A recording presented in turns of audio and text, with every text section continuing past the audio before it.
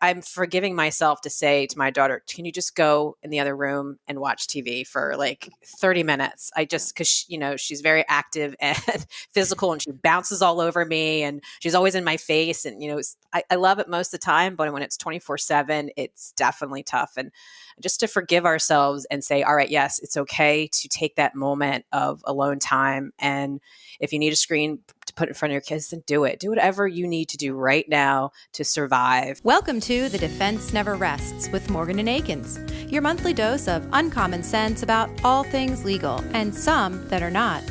Hey, everybody. Good morning. Welcome to The Defense Never Rests. I am your host, Patricia Baxter, and we are again remote, this time involuntarily, I have to say. This is day 5. We're filming it, day 5 of what really has started of the self-quarantining and the coronavirus.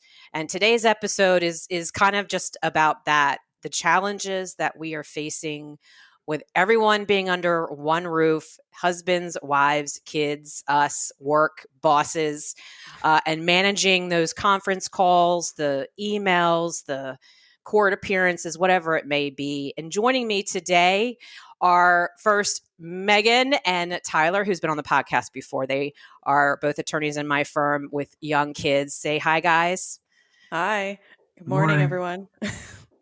And then Dana Applegate, who is the Vice President of Claims at ProSight. She also has her own challenges. Welcome, Dana. How are you? Good. Thank you for having me. Sure. So let's just briefly talk about our family situation. I'll start with, I have a husband who's home teaching. He's a high school teacher, so he's literally in the dining room right now going through his lessons next to my 7-year-old daughter who's in 2nd grade, who's taking a test right now. And that's been our challenge all week. For me, working from home has been a norm. I've done it 3 or 4 days a week, but having everybody in one roof and those constant interruptions is what challenges me. So how about you, Dana? What's your story right now? So working from home, I've worked from home remotely on and off for many years, and I always thought it was great until, my 2nd grader was home round the clock. And, and so now, definitely that set of challenges. Today I have my nephew here helping out, kind of acting as her quasi tutor to keep her organized and focused. My husband's still going to the office. That might be changing next week. So that'll be, a new challenge there. And I'm really rethinking my open floor plan that we did about 5 years ago.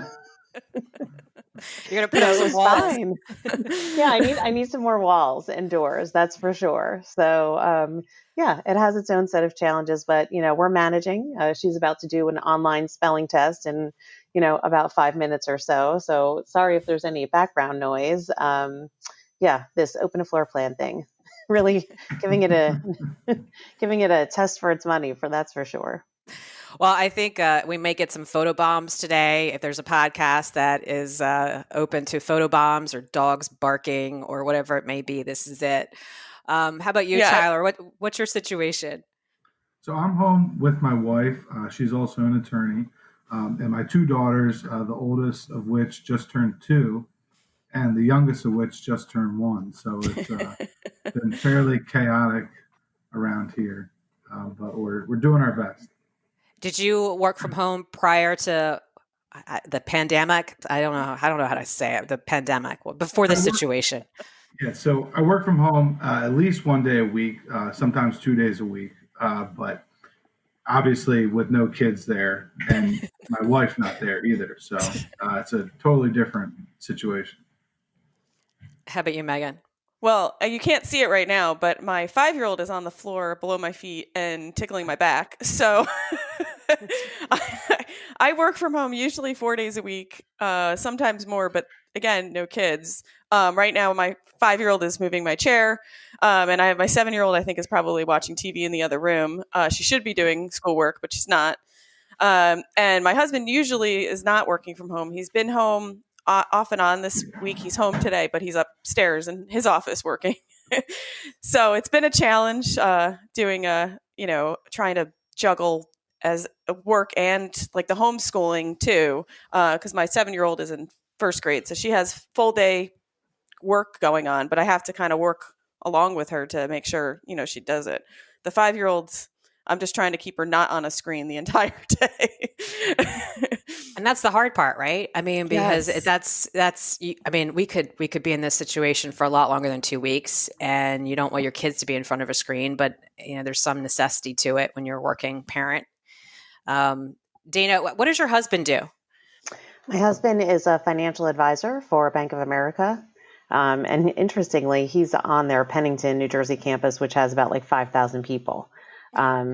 So they've been kind of trying to figure out whether or not, they can make all of this work and, from home, and kind of incoming calls from investors. And I'm sure, as you can imagine, if anyone's following the stock market, there's quite a bit of activity. Just a little bit. Yeah, just a little bit. And, some people trying to liquidate things. And so, for them, it's a lot of different load testing. And he's never been able to work from home at this job. It's always been, you have to be on site. Of course, they're dealing with a lot of personal information that they don't want people. You can't have your phone at your desk. So he has his own set of challenges. But, everyone has to make adjustments right now because, they're definitely concerned about the spread and, with good reason, as we're seeing in the news. So, we'll see if he's actually here next week and how that all is going to work out. So you've been home all week with your second grader? Yes. Yeah. Her school was not supposed to be closed this week. And then on Friday, they said they were closing. So it's, that was kind of thrust upon us. Hold on one second. Hey, Cole. I love it, right? This is exactly Sorry. This is exactly what the day looks like for us. Thanks. So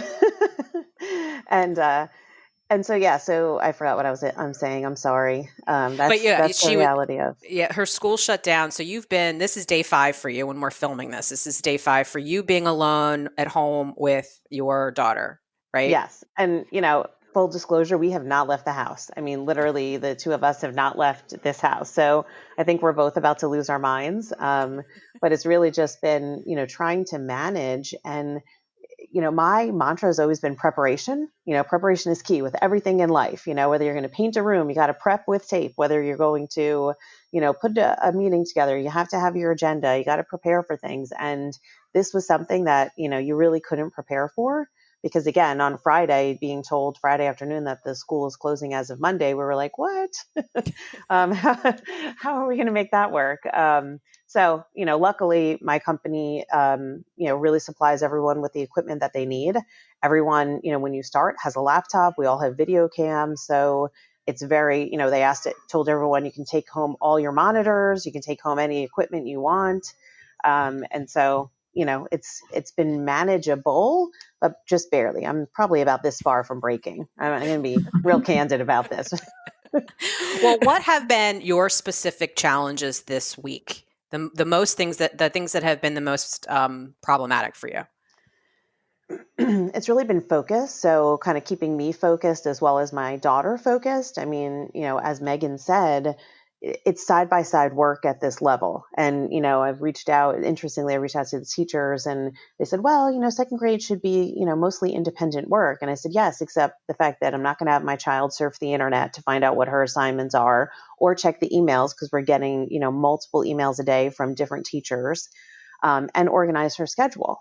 So sure, she can do the work when she understands what she's supposed to do. She's off and running, but, she's also 7. It's like, oh, what's that over there? Oh, look, my playroom is right here. Let's go play Barbies.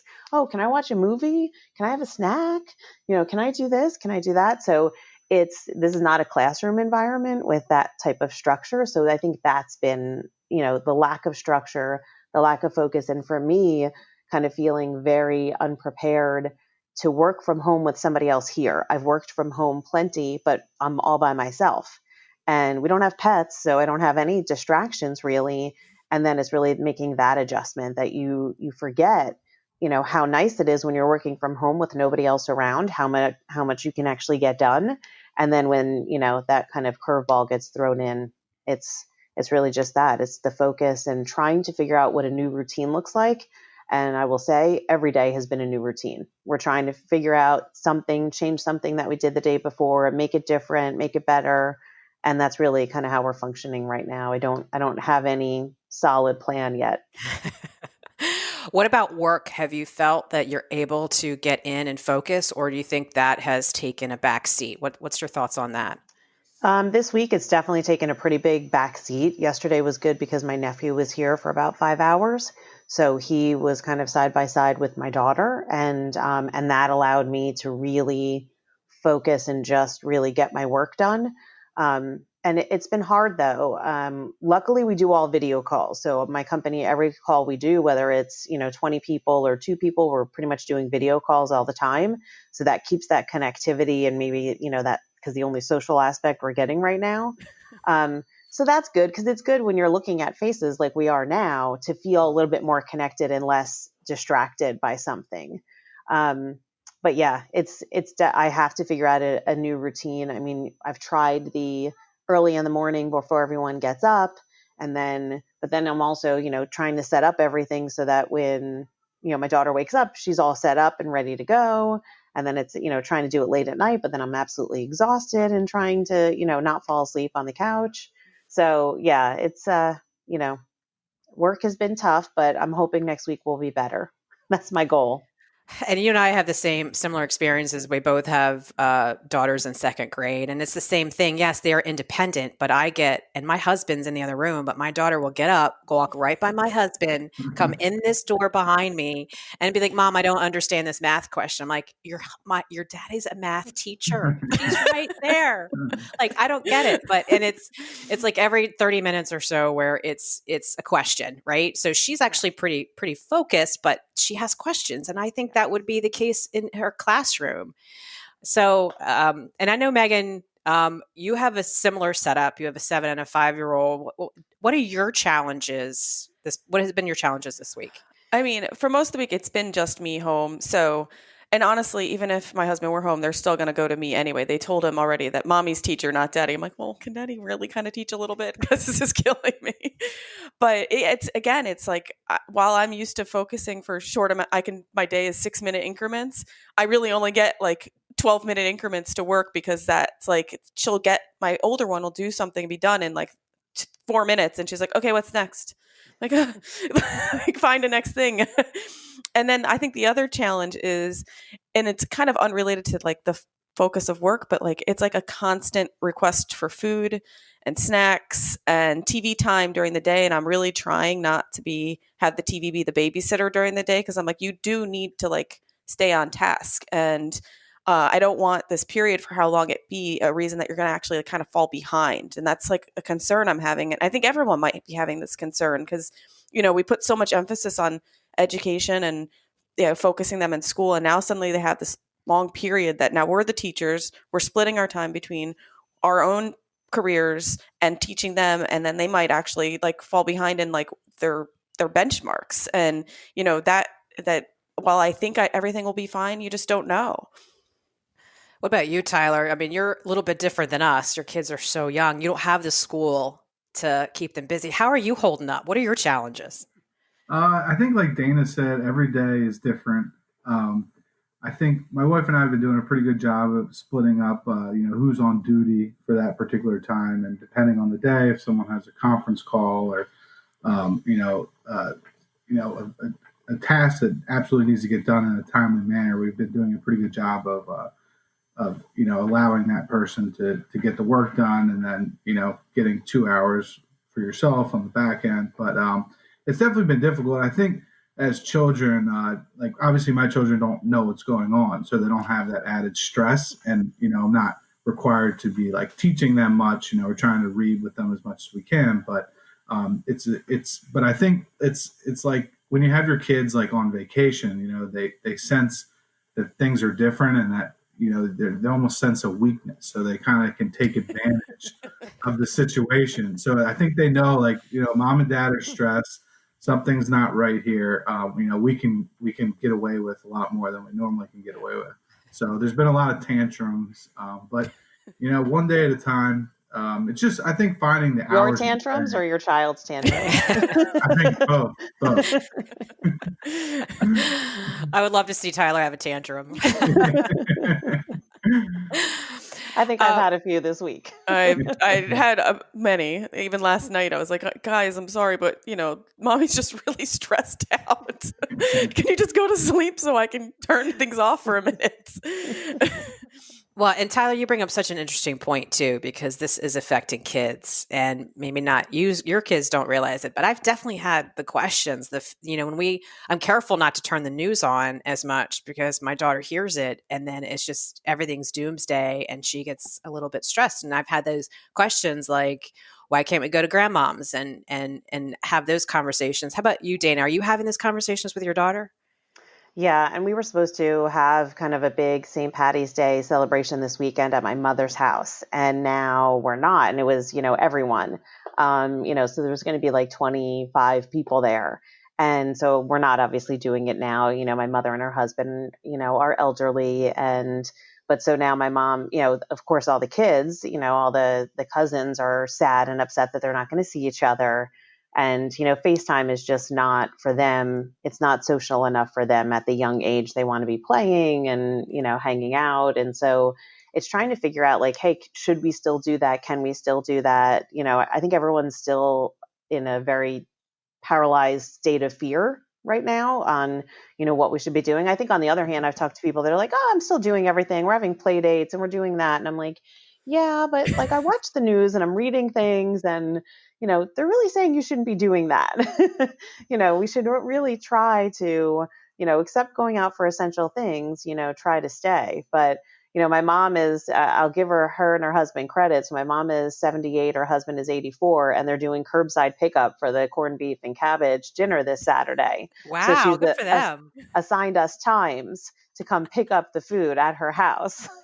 Oh, is she just leaving it outside, or you get to go in? Yeah, she's going to leave it on the porch, and I actually have to run to the store today, so I got a shopping list from her, so I'll leave her stuff on the porch, and we'll just kind of do a little bit of wave through the window, handoff there. But you try to do what you can, but that's really hard, and I think I have heard it in my mother's voice that it's hard for her.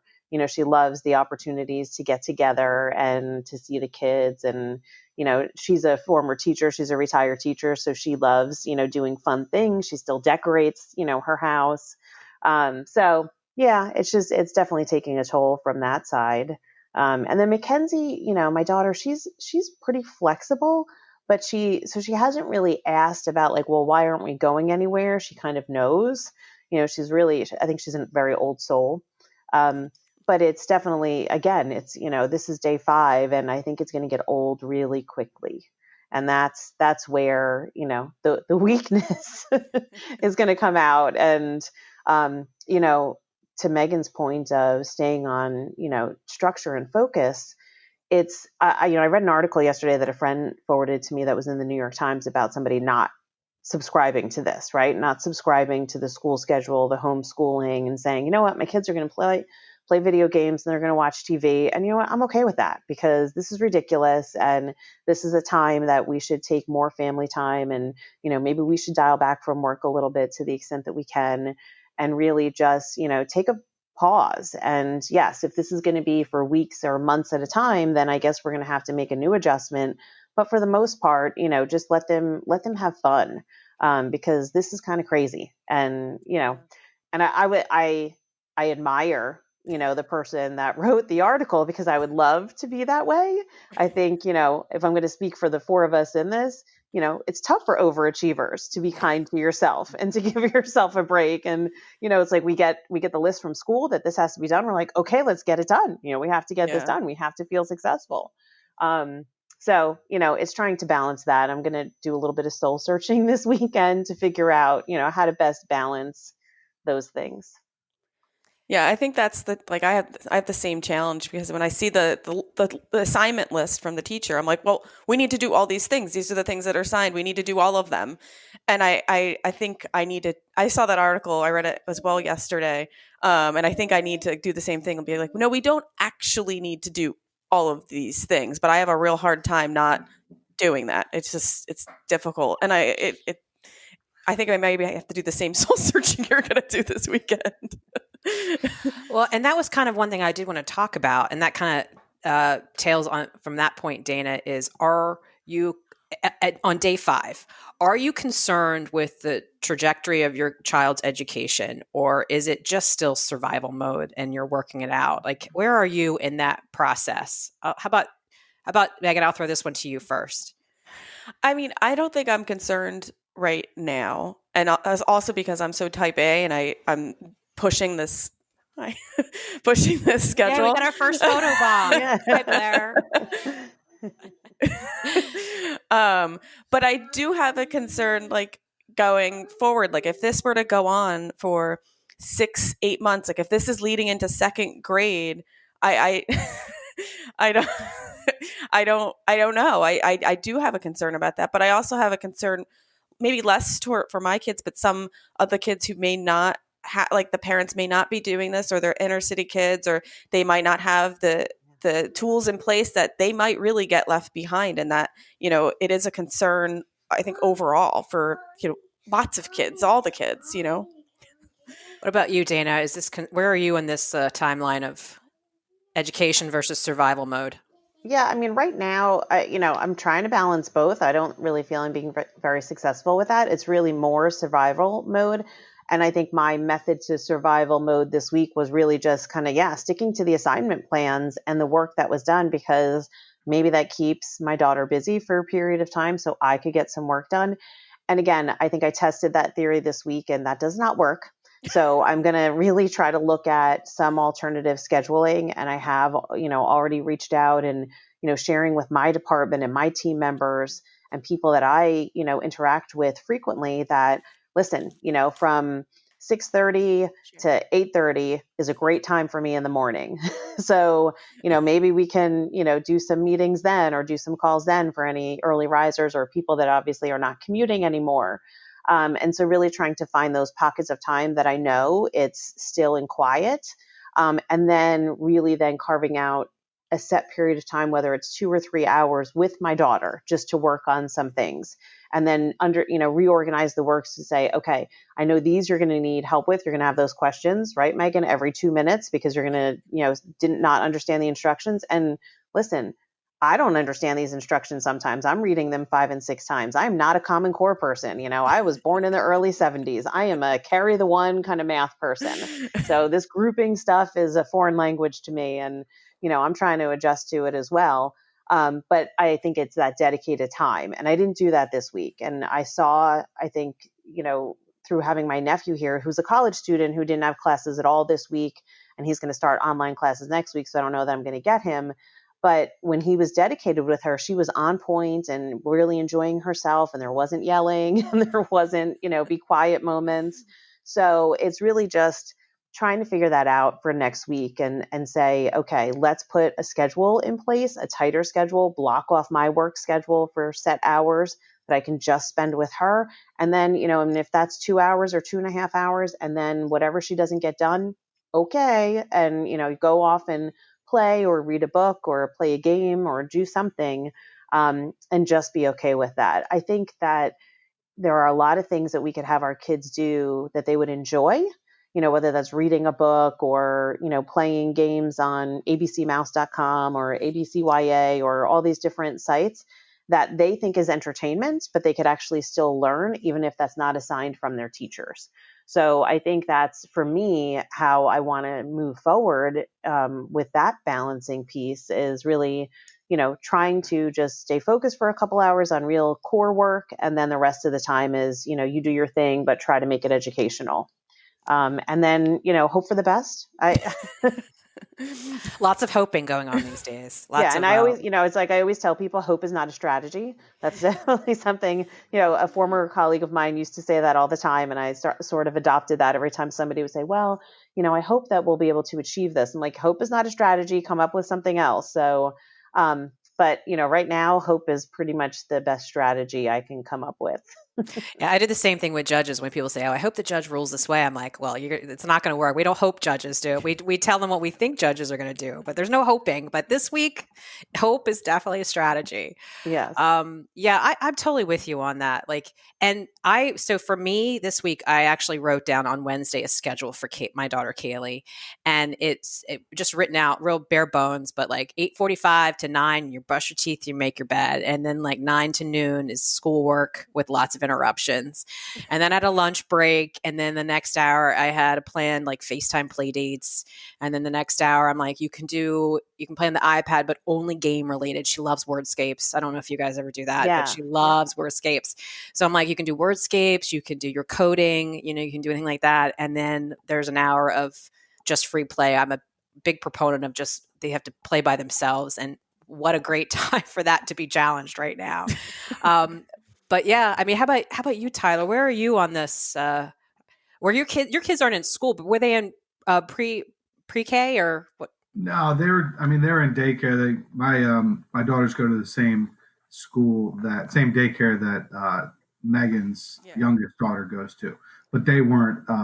They're still young enough that they're not technically in pre-K. But I think my oldest was doing a good amount of activities in school, so we're doing the best we can. But it's just in terms of just things to do. I mean, even like going to the playground. Like we have an elementary school right across the street from our house with a big playground, and we'll take our daughters for a walk. And my oldest daughter, Callie, will look at us and say, "Slide, slide," and it breaks my heart because you say, "No, we can't go to the playground." Which even just last weekend we were doing, but of course then they put out an article or something saying that that's not a good idea.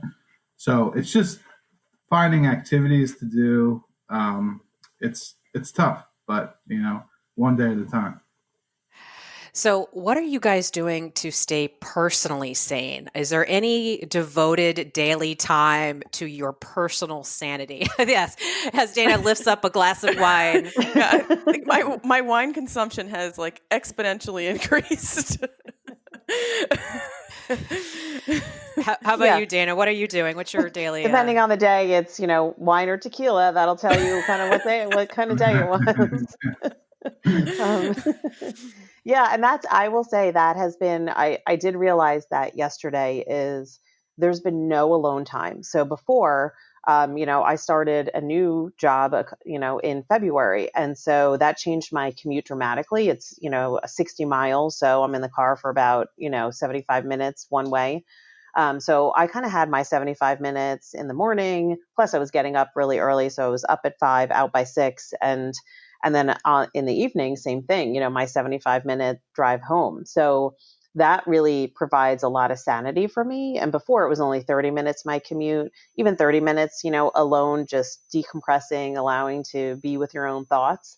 And I have not had that. So I realized that last night that there has not been a moment really that I've been alone with my own thoughts. And that's having its own impact on my sanity. And so last night, I asked my husband to give help Mackenzie with the bath, because I was like, I just want to sit here by myself for like 20 minutes and I don't want anyone to talk to me and I don't want to talk to anyone. And I had my glass of wine. I was like, I'm just going to do this. And I ate my dinner in silence.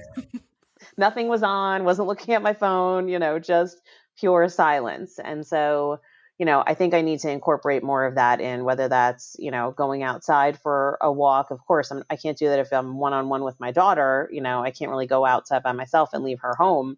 But it is, I don't know, I have to find that alone time where I can decompress, because right now it's just go, go, go, go, go constantly. And, I feel like even my sleep has been impacted. When I am actually getting to sleep, I'm still going through my mind of, okay, what is tomorrow going to look like? What can I do differently, tomorrow that I didn't do today? So I'm really not doing a great amount of self-care right now, but I need to. I will tell you, I think we should revisit this podcast in about a month and we might ask the same questions and see what everybody says. But yeah, I think for me, I realize that I need to carve out that alone time. I'm naturally an introvert. I like my alone time. I need it for my sanity. And before all this happened, I got it a lot. So I'm forgiving myself to say to my daughter, can you just go in the other room and watch TV for like 30 minutes? Because, she's very active and physical and she bounces all over me and she's always in my face. And, I love it most of the time, but when it's 24/7, it's definitely tough. And just to forgive ourselves and say, all right, yes, it's okay to take that moment of alone time. And if you need a screen to put in front of your kids, then do it. Do whatever you need to do right now to survive and not feel guilty or judge yourself or anything. This is the time for self-care more than any time. But how about you, Meghan? What are you doing to stay sane?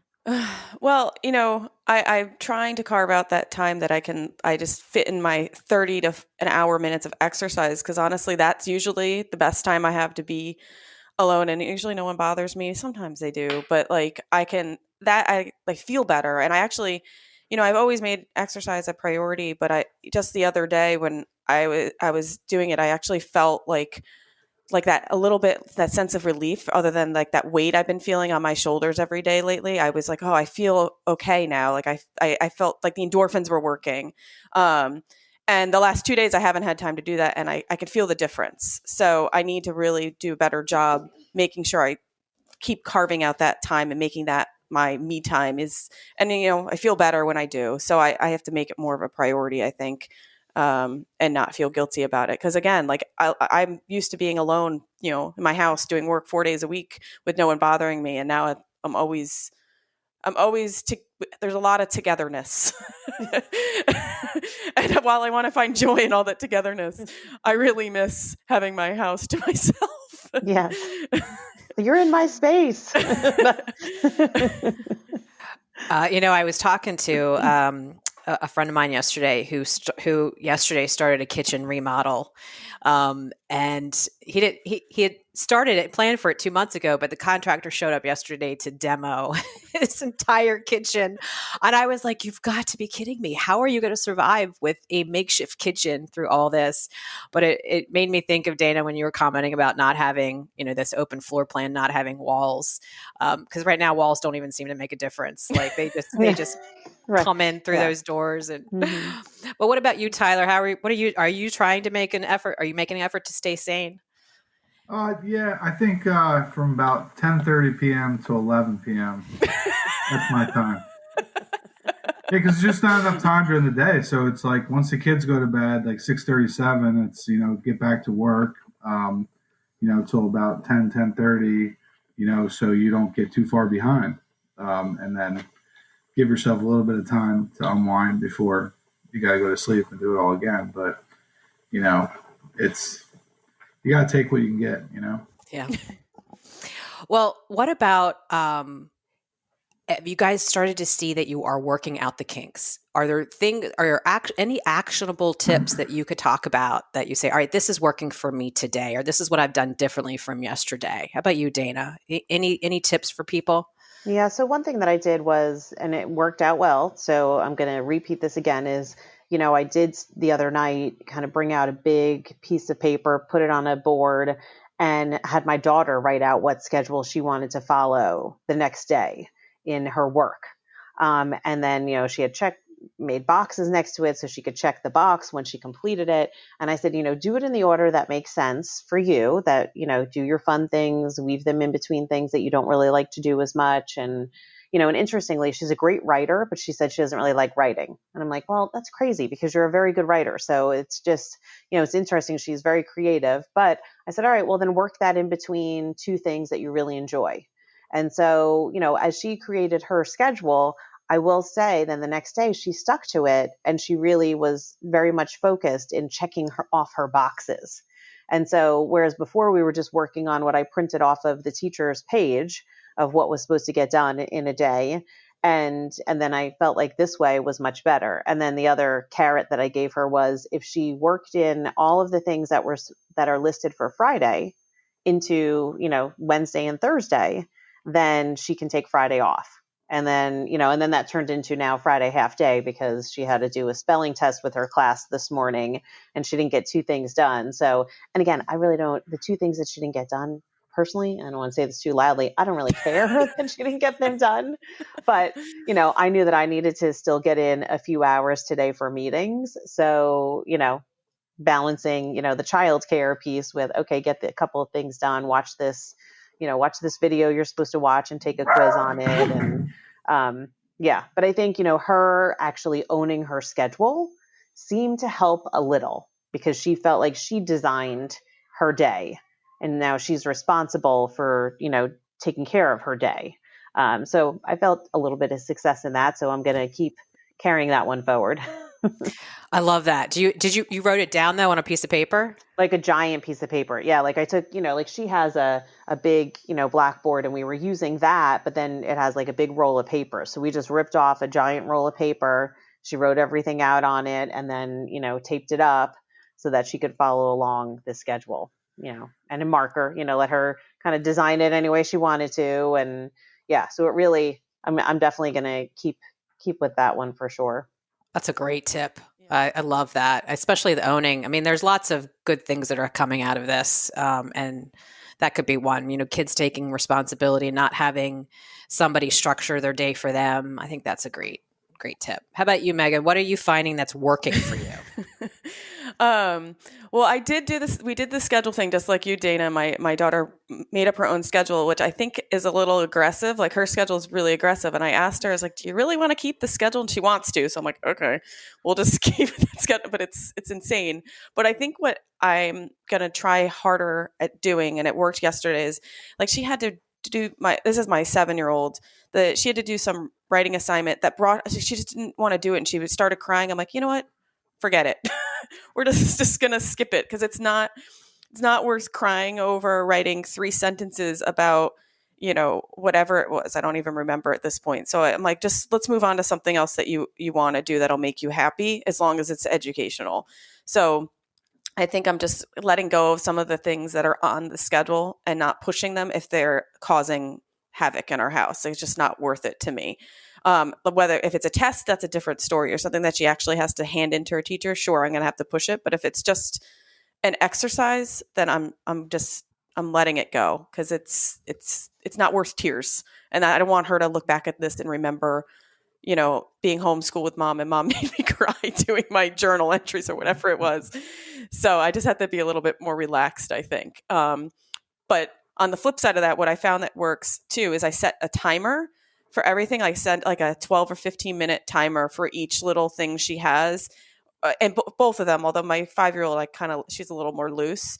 And I think that helps too, because she's like, oh, okay, timer went off. Now I'm on to my next thing of my day. And her teacher had actually suggested it too. And that seems to be working okay. So as long as that's working, I'm going to keep doing it. I love that. Timers are good. I don't have the discipline to set the timers. So I just tell Google. Technology. Okay, Google, set timer for 15 minutes. It probably Tyler, just set the timer right now. Yeah, right. It's going to be off in about 20. Tyler, what's working for you? What tips can you give us? I think kindness to your spouse is the most important during these.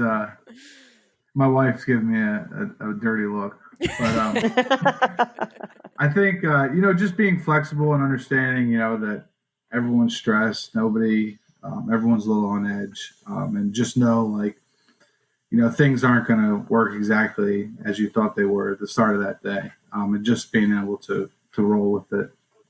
That's what's worked for me so far, and just understanding that it's not easy for anyone. I'm with you. I'll tell you a couple of things that I've found from a family standpoint and from a work standpoint. One, my daughter had a 2.5-hour FaceTime play date yesterday, and it was awesome. And it was with a little girl that's in her dance class. So I heard them practicing their dance yesterday in her room, and they were just goofing off and having fun. I'm like, I got 2.5 straight hours out of it, and she didn't want nothing to do with me. So that's number one. And then, for me, it's staying connected. And that's hard, obviously hard to do, but we've been doing, like you, Dana, all video calls, a lot of video calls. We have we're having weekly office meetings via Zoom, and having lunches together is important. I think right now on day 5, the connectivity isn't as much of an issue, but as we move forward, if this really does last longer than 2 weeks, I think that connectivity is going to be so important for us personally, for our coworkers, for our kids. Do you guys worry about the connectivity with your kids or with your coworkers?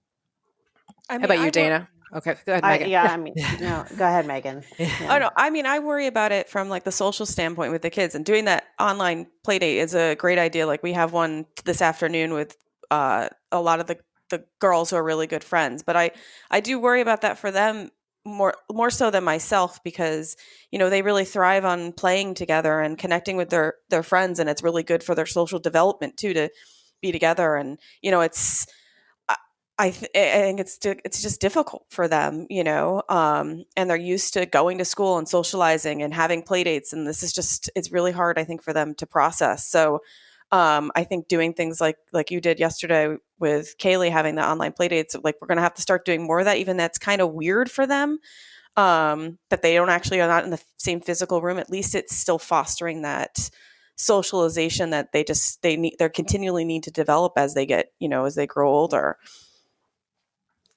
What about you, Dana? Yeah, it's definitely a concern. I mean, I have an only child, so, she doesn't even have any other kids here to play with. So that's definitely a concern for me. Mom and dad get old. We don't play the same way, even though I think we both are kids at heart still. We don't play the same way as children do. So it's definitely a concern for me, because I don't want her to feel so isolated with no other kids to kind of hang out with. So we're going to try to do the play date tomorrow with her cousins through FaceTime, because again, we were all supposed to be together at my mother's. So now we won't have that. So we have that dedicated time. So let's do kind of the play date and, and see how it goes. We've talked about maybe doing a board game. We both have the same board game, and then kind of doing it together, but, virtually, and seeing, how that works out. So, we might try that and see how that works. But yeah, I think we need to do more of that. And that is something I learned this week in only 5 short days. That seemed really like very long days. Yeah, 5 very long days. Yes. Is that, that piece, right? Making that conscious effort to have that socialization for them. And again, for adults, I mean, yes, while we need it and it's important for us to have it, we're adults. We're going to power through. We're going to figure this out. And, we'll, just need therapy afterwards. But for them, they need something now, right? We don't want to kind of put them in that mode where then all of a sudden, they don't even remember their friends, or, they didn't see anybody for a long time. And so it is that concentrated effort to say, okay, let's schedule this. Let's get on, some calls and some texts with, other parents, and let's get a schedule in place. So that's again, this weekend, I feel like it's going to be cleaning my house, because I do feel like a tornado hit with, being here and not really having time for anything. So it's going to be, reassessing this space and how we function all in the same space together. And then, lessons learned from this past week that, we don't want to repeat, or we're going to try not to repeat, and things that we're going to try as new. The trial and error is definitely the theme for the week, right? Yeah. What about you, Tyler? I mean, at 1 and 2, do you worry about socialization at that age? I do a little bit, but definitely not to the same extent that you guys have your concerns. Just trying to do lots of FaceTime calls with the grandparents. And luckily they play very well together. So at least I have that. But as far as, that's certainly not my biggest concern, What is your biggest concern with 1 and 2-year-old? Well, I would say whether or not that daycare will ever reopen is probably my biggest concern. No, It will it really is. eventually. Yeah, it will eventually. No, I think just making sure that they don't just get bored out of their minds and they don't spend, half the day watching Sesame Street, and that's really my biggest concern. But, there's only so much you can do. Well, I know we need to wrap this up. So I wanted to end with just a couple things. Let's talk positivity, right? I mean, I don't want to be doomsday negative all the time. There are certainly some positives coming from this experience. What are you guys finding that you're enjoying about it? Dana, do you have any awesome insights for us? For me, and my daughter and I actually said this last night on the couch, that I said, this has been tough, but the good thing is that, we're spending so much time together, and, and kind of seeing her in some of her moments of, school persona, and experiencing that and feeling really proud of those moments. And then really, it's really just that time. So, before I started my new job, I traveled a lot. I spent like 50% of my time on the road at other offices, and I had people in multiple states. And so, I wasn't home a lot, and we tried to have quality time when I was home, but, it's definitely challenging to be away 50% of the time. And then when I changed jobs, in February, it definitely changed our day because I was gone for like 14 hours a day between commuting time and working time.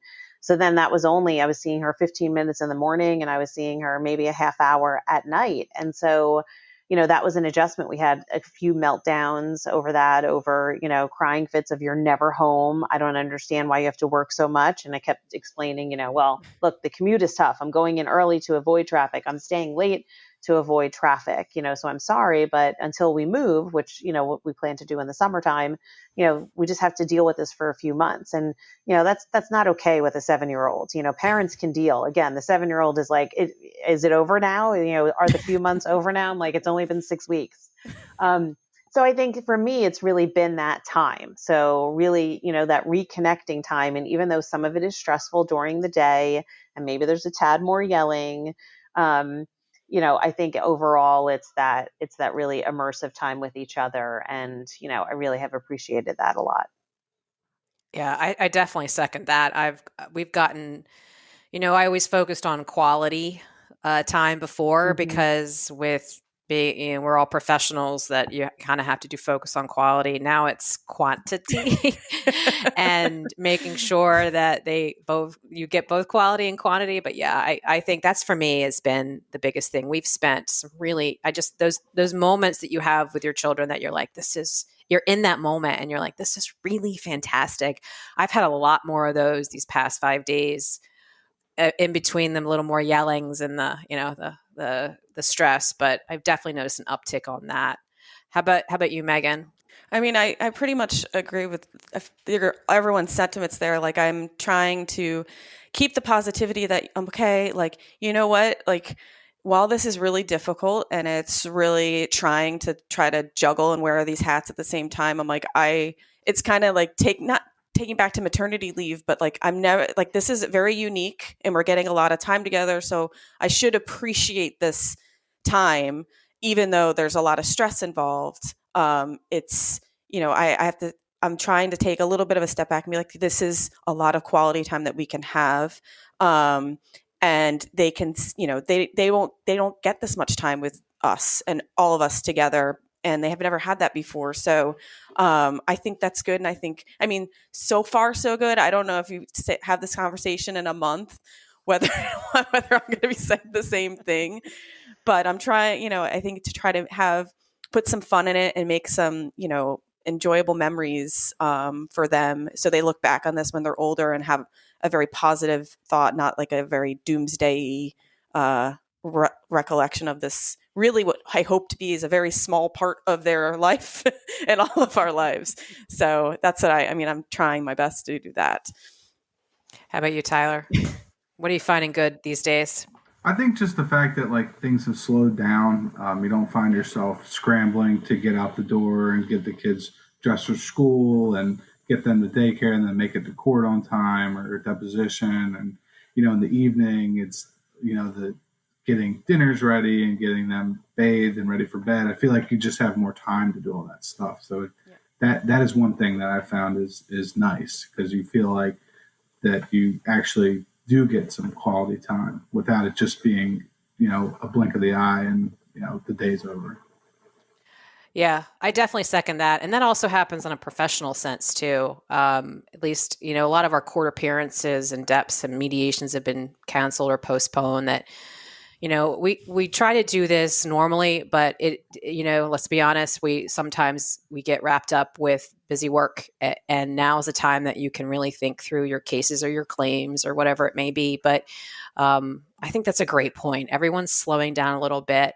I also think there is a level of everyone's giving each other a break, and there's a lot more professionalism. There's a lot more bending. And I think that's good. I hope that lasts. We have a couple of plaintiffs' counsels that we have really adversarial relationships with. We fight over everything, and it's so stupid. And I found even with those relationships, we're not it's just like, what do you guys need? Okay. All right. We'll give that to you. And it's just, I think those are positive things. So, any last words, Dana? We're going to wrap this up. I'll give you the last word. Any words of advice for anybody listening, especially maybe in the insurance world, in the claims world? What would you tell them? Yeah. So, what you're saying is, the same things that we're experiencing, right? The courts are closing down and, all of these things are halting. So we're certainly making a push in our claims department to make a lot of phone calls and try to settle things, because listen, we don't know when these things are going to get back on the calendar. And so we are trying to take this opportunity to resolve a lot of things and close things out. And I think, my closing words is something that, I was reminded of last night, and something I saw, on LinkedIn. I know Megan saw the same thing, where it's a quote that I kind of live by, and I needed to be reminded of it last night. And it was really important, which is, it's okay not to be okay. And, sharing that with all of my team members, and not even just my direct reports, but their direct reports, so that they're actually hearing it, from me saying this is okay. And I have reached out to a lot of them one-on-one to say, we ask people to kind of fill out a spreadsheet about what their situation is, so that we can understand what's going on, if people needed alternate work schedules, or, what distractions they have at home, and really ask people to be honest and raw. And, some of the people that really wrote clearly their very raw, feelings about the situation and what was happening in their home, I reached out to them one-on-one, and I was like, hey, you know what? I'm there too. Like, I am there. And then, you hear my kid, Mom, can I have some hot chocolate, in the background. I was like, I'm there, and this is okay. Like, it's okay for this not to be okay right now. So I think that, that's really, kind of what I'm walking away from this. And that, if you're not reacting things to the best way, with perfect grace, and it's okay. Right. I mean, I think it's just giving yourself a break is not something that I'm really good at. It's, kind of all the time, drill sergeant type of mentality, but I'm, day by day, and it's okay not to be okay. I love that. Those are great closing words. Yeah. If you're a leader in your organization, to show vulnerability, your own vulnerability, and to accept the vulnerability of your team members is so important. So great closing words. I'll leave on that. I hope that, can we really do this another 3-4 weeks? Can we come back on and say, all right, let's just ask the same questions and see if they're the same. And so let's do that. If schedules permit, let's try to do that. But I appreciate you guys listening. I think, whether you get good takeaways from the podcast, I have no idea, but I feel like sharing everybody's experiences makes you feel less alone, and that's certainly helpful. So hopefully that, if anything, you can walk away from today's episode. But definitely join us on the next podcast, but definitely again in 5 weeks when we film this. But hope you guys are staying sane. Have a great weekend, and we'll see you soon. Until the next time on The Defense Never Rests.